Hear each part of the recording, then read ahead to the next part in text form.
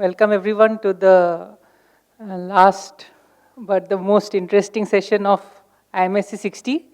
And this session highlights all the contributions from our institute members to the audience. So I think you will be interested in knowing what we are doing here in our institute. And the first talk of the session is by my colleague, Professor Jaya Iyer, and she will tell us about topological invariants arising in geometry.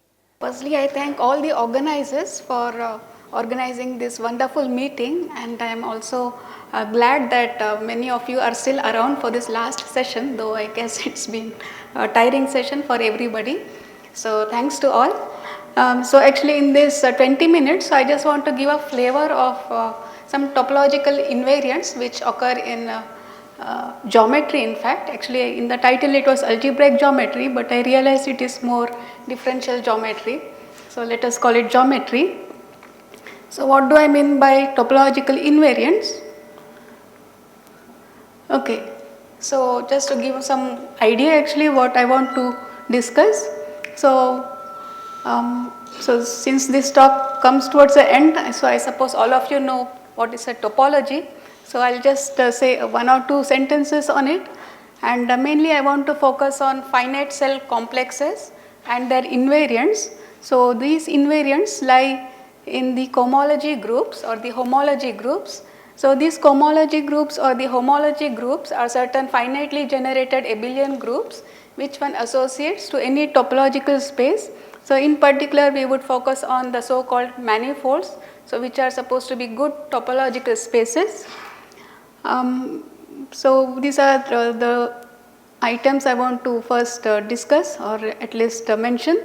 And then the earliest invariant is the Euler characteristic class.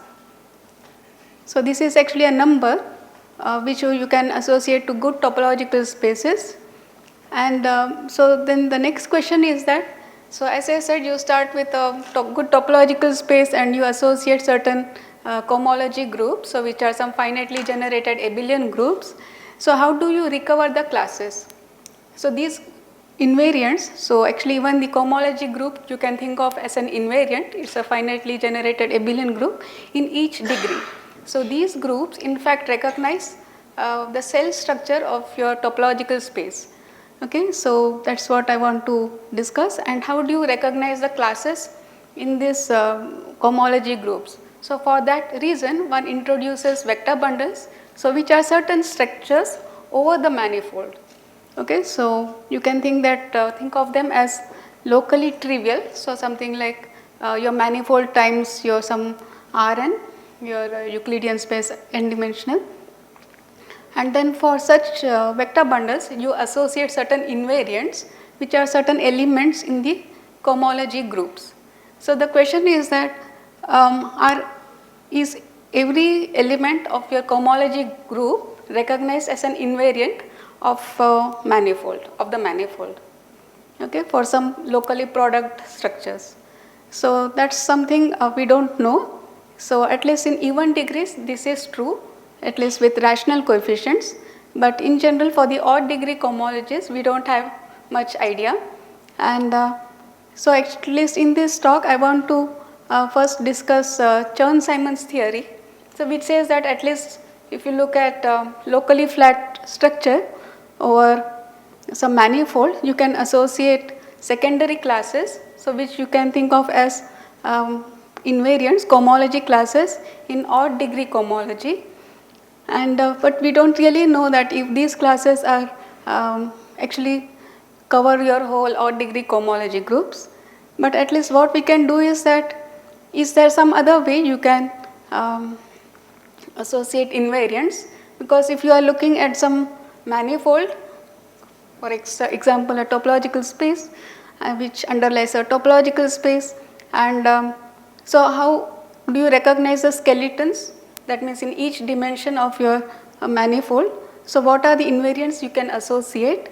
And so for that actually you are not just looking at a locally product structure on a manifold, but you also want to look at a path of such structures, or you can take a loop of such structures and so on, or higher dimensional simplices of such structures, and you would associate certain cohomological invariants. So these are the cohomological invariants of moduli space of flat connections. And I would end with certain questions on the rationality of such structures.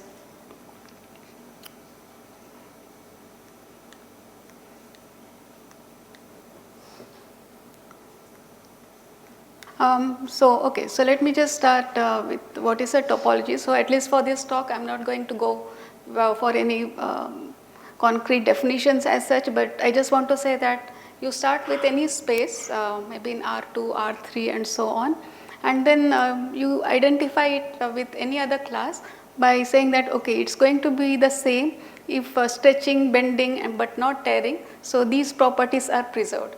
So for such a space, we want to associate cohomology groups or homology groups and say that we want to recognize such spaces up to such equivalence classes, and so which we call as homeomorphism up to homeomorphism. And so for that reason, so we associate all these groups like the fundamental group and so on, homotopic groups and so on. So the simplest spaces that we know are the real line, the two-dimensional real plane, the three-dimensional real space, and more generally you can look at the n-dimensional real space. So these are the so-called Euclidean spaces.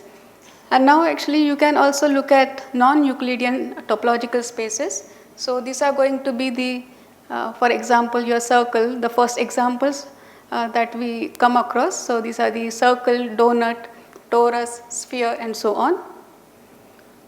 So now what are the building blocks of good topological spaces? So if we just start with some arbitrary topological space, so this is just some subset in some Rn and so on with some induced topology from your ambient space.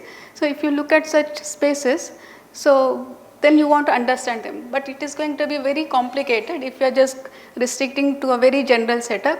So we actually restrict our attention to some spaces which are somewhat tractable, and so those we call as good topological spaces. So at least up to stretching, bending and so on, they have to look something which is recognizable, which we can try to understand and do some geometry and so on.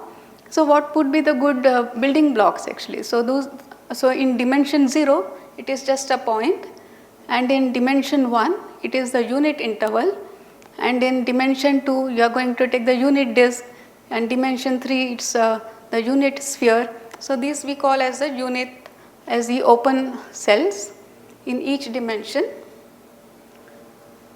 Okay, so a finite cell complex, so it looks like a finite disjoint union of such open cells in varying dimension.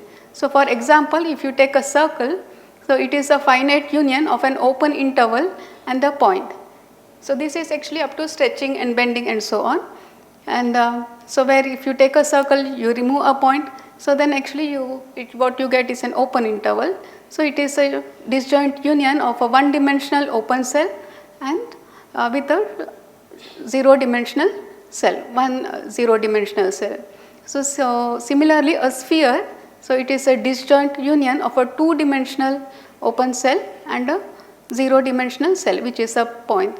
And then one can check further that even your torus or even actually if you take higher analog of torus, that means some compact Riemann sphere with several holes.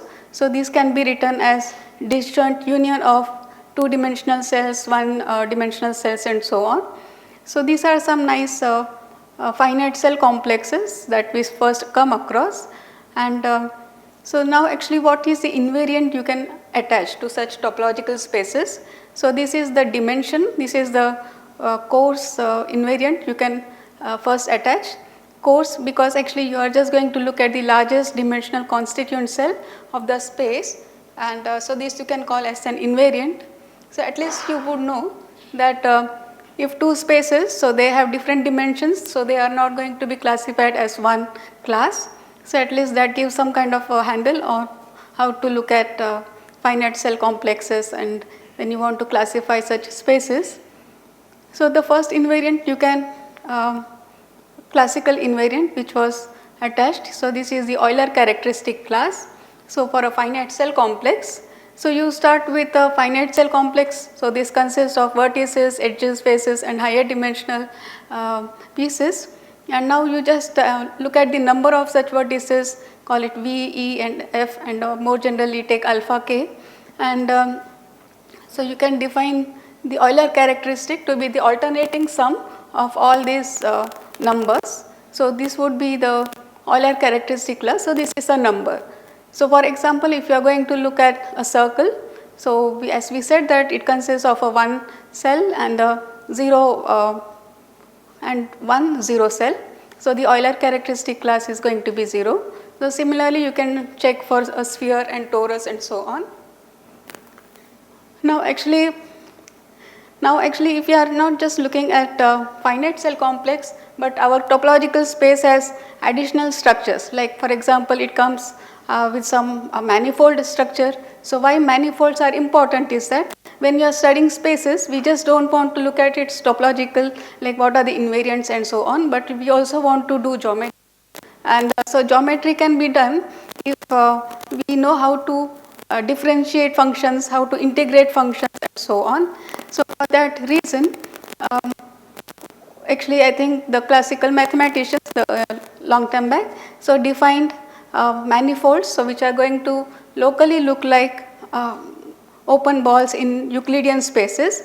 So because in Euclidean spaces we can do calculus, and so this calculus then you can transport to manifolds. So now actually we have this topological invariant, which is the Euler characteristic class. So it was observed by Whitney that this topological invariant can also be recognized by defining certain Stiefel-Whitney classes, so which are certain cohomology classes in the cohomology groups of your underlying manifold with Z mod 2 coefficients. So it's actually a bunch of invariants, it's not just one invariant, so in different degrees. And now actually if you take the top Stiefel-Whitney class and then you integrate it over your manifold, you recover your topological invariant, the Euler characteristic class. So the Euler characteristic class, which is actually topological data, so this is also determined by the smooth structure of your manifold.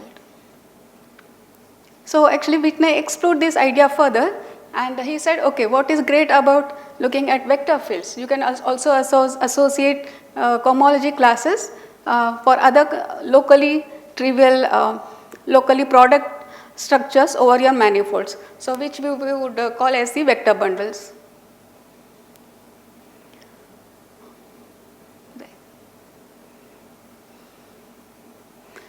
So basically what we have is that suppose you have a locally product structure over a manifold, which we call as a vector bundle. So corresponding to that, we associate the primary classes or the primary invariants, so which we call as the Chern classes. So what we need to remember is that these Chern classes are certain cohomology classes in the cohomology groups of your manifold. So this is actually a bunch of classes according to the rank of your vector bundle. And now what is connection? So this is some coarse invariants you can associate to such locally product structures. So but actually as we have plenty of physicists here, so I hope, and so we can also look at the additional structures on such locally product structures. So these are called as the connections. So connections is some kind of a formula to differentiate vector valued functions on M, because as I said that you have a locally product structures, so that one fiber is a Euclidean space. So you can look at the vector valued functions and then you want to know how to differentiate them on manifolds, because remember that our space is no longer a Euclidean space. So we have to define some formula about differentiating them. So these are called as connections. So now associated to such a connection, you can by Chern-Weil theory associate invariants. So these are certain cohomology classes in the odd degree cohomology of your manifold. A priori, because these connections are on some vector bundle, so you forget the connection. So corresponding to a vector bundle, you can associate Chern classes in the even degree cohomology groups. And now if you associate connection, so you can do better.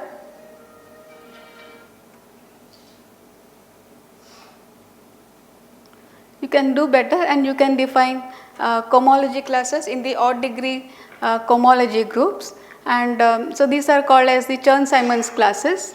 So what we need to remember is that you can define for this connection a vector bundle associated with a connection which we can assume to be flat to begin with. So flatness essentially means that because when you have a locally product structure, so when you move from one chart to another, the transition maps, so they are essentially constant maps. So that's what we mean by a locally flat connection. And so you can associate classes in the odd degree cohomology groups. So now actually, so this gives some idea about how the cohomology groups look like actually, because you are associating invariants. So actually the first question we can ask is that, so suppose you start with the manifold, and then what we are doing is that you look at certain structures over your manifold, the classical one, say coming from Whitney and so on. So where you associate certain cohomology classes coming from product structures, locally product structures. And so the thing is that, do all these invariants generate your cohomology groups actually? And in fact, actually, if you are just going to look at the even degree cohomology group, so it's a theorem that it's a classical fact that in fact at least with Q coefficients, any such cohomology class can be written as expressed in terms of the Chern classes of vector bundles. Chern classes, remember that, so these are the primary invariants of a vector bundle. And now actually if you associate additional structures to your vector bundle, so what we are getting are some classes in the odd degree cohomology classes, cohomology groups. And so we can ask that, I mean, are these invariants good enough actually to cover your cohomology groups? Because why we are interested is that because the cohomology groups, so these encode the topological data of your manifold. So are these good enough actually? So for that actually, as I said that associated to a single vector bundle and a single flat connection, you can associate classes. And now actually the question is that, okay, now suppose you have a path of flat connections. So can you associate a cohomology class? So in fact it is true, we can do that. And so actually this is via another cohomology theory called the differential cohomology theory. But in any case you can associate certain classes, and these classes are independent of the path of the connections you choose. Yeah, 5 minutes. Yeah, I think it should be done. So more generally, what we can do here is the following.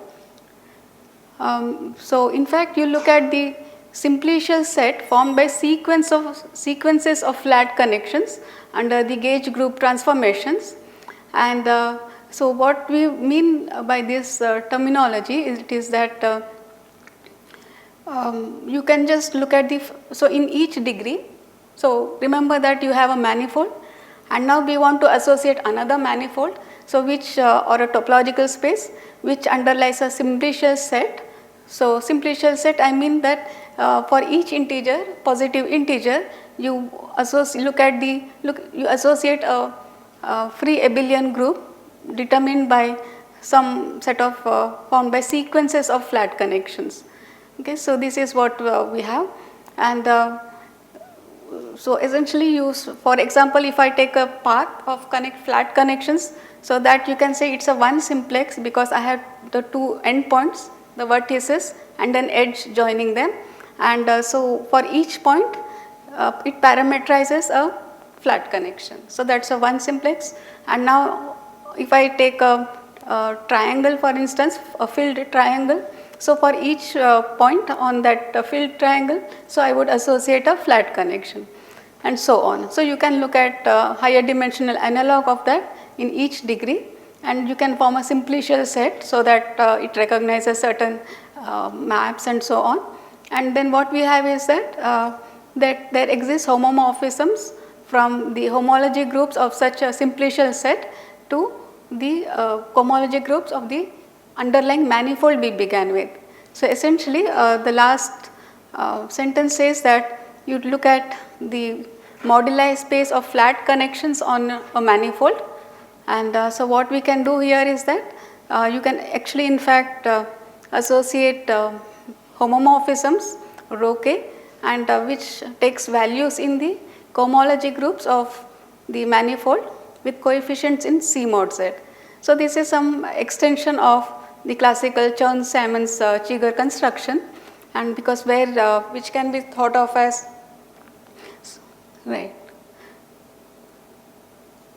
Right. The classical Chern-Simons construction you can think of as map on the pi 0 of your moduli space of flat connections. Just on the connected pieces of components of your moduli space of flat connections you get some maps, and so that construction you can extend further by associating invariants to such simplices and so on, and so you get well defined homomorphism.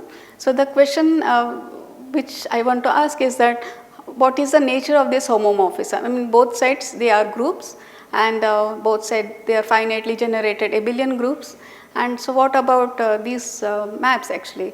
Like, is it injective, surjective, and so on? So surjectivity is something we would appreciate, but it so happens that we have the classical Chern-Simons question, which says that even at degree 0 level, so I think the expectation is that the invariants take values in Q mod Z coefficients, so that means they are torsion. So I think the question we could just extend for the higher order maps as well, and ask if they lie in the torsion subgroup of such cohomology spaces. So I think these are some questions, and yeah, if you have any interest actually further, you can drop by. Yeah, thanks. Yeah.